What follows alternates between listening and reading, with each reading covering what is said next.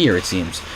Zerg does like to expand away from their opponents, so this can sometimes be a better expansion than going for the gold over here, even though this is a gold expo.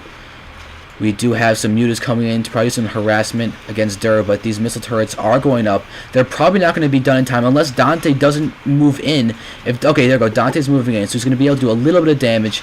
But once these turrets are up, they're not going to be able to do much. Only 5 Marines or so here going to attack these mutas. It does seem that DanTe's trying to do some StarCraft 1-esque micro. But we can see, there we go. He takes out 1 Marine, deals some damage to another, but actually, medevacs aren't out. A Thor is out, so Dur is going for Thors, and a medevac is now out. So this Thor is going to be able to do a lot of damage against the mutas if they try and come in and fail to use the magic box sneak. Because if they clump up, one shot from the Thor is going to do a couple hundred of damage collectively versus the mutas. The hatchery was just thrown down by DanTe, so he is going to be able to get a little bit of an economic advantage, assuming that stays up and that Dur is going to be unable to do some damage. Dur does seem to be prep for a push. He does have this Thor. He's not producing any more. He is producing another medevac, and he's got some marauders coming in. But really, it seems that the mutas could actually do a lot if units start running around and getting picked off. This Hellion does have view of the Xel'Naga Watchtower, and this Destructive Rocks is still there. The hatchery is now halfway completed.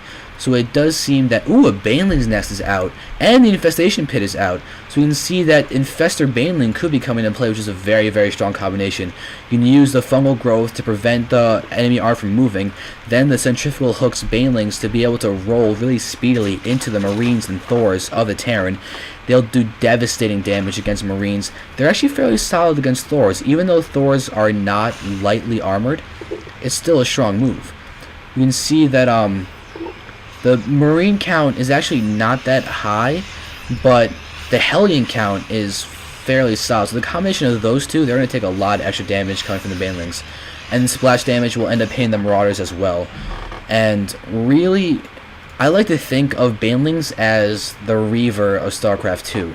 Because they function like a Scarab did in StarCraft 1, or even a Spider-Mine from StarCraft 1.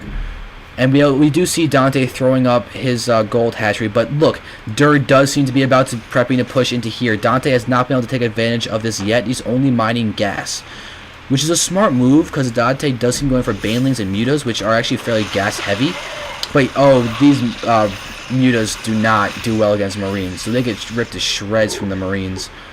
And now here we go. Dur is pressing in. Spine crawlers are trying to be formed in, but they're morphed in, but they're not going to be able to do it. DanTe's fleeing with his drones, but this hatchery is going to go down. DanTe has no answer to Dur's pressuring on this hatchery. So there we go. The blue links are going to come in, do a little damage, but they're worthless. And a Roche pops a little bit too late. At least it's going to survive. And here we go. Dur could actually push in here and do a lot of damage to this expo if he decides to. But it does seem that he's going to push in. Oh, the medevacs were thinking about it, but he doesn't.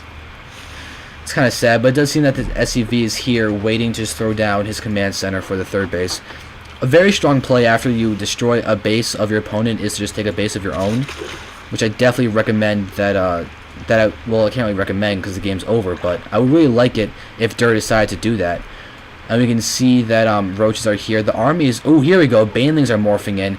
We do have the Infestor here. It does have enough energy for fungal growth. And this is not a good attack for DanTe. DanTe's... these units are getting fungal. Dur's getting fungal growth. But DanTe's forces are being trapped in there by his own hatchery. But this might be enough roaches just to take out this... Yeah, DanTe's going to clean this up. Oh, really good retreat with the Thor bringing in the medevac. With the Thor being brought in by the medevac. That's the correct English sentence for that. And we do have these roaches here.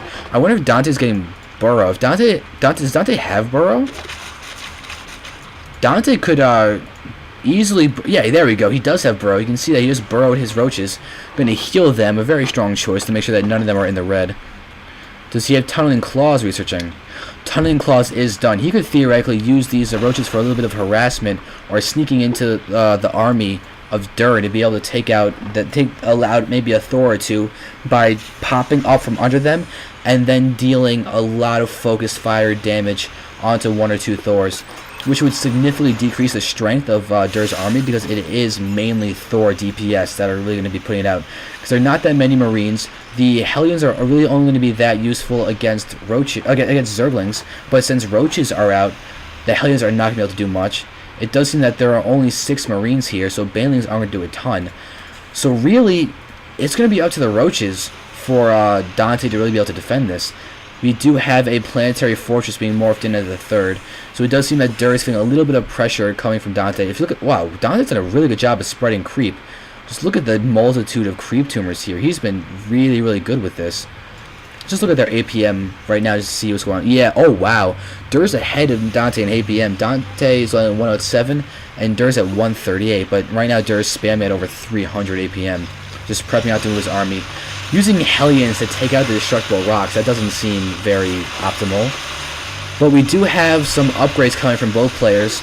We have weapons coming up, marine weapons coming up from Dur. And we have Carapace, I believe. Yep, there's Carapace level 2 coming from DanTe. It does seem that he's only upgraded missile attacks and Carapace, so it does not seem that Ultra's going to come into play. These Roaches do have +2 ranged attack and 1 Carapace. Baneling's being put into the Overlords. We have a Fruit Dealer type of drop coming in from DanTe. Very, very smart play.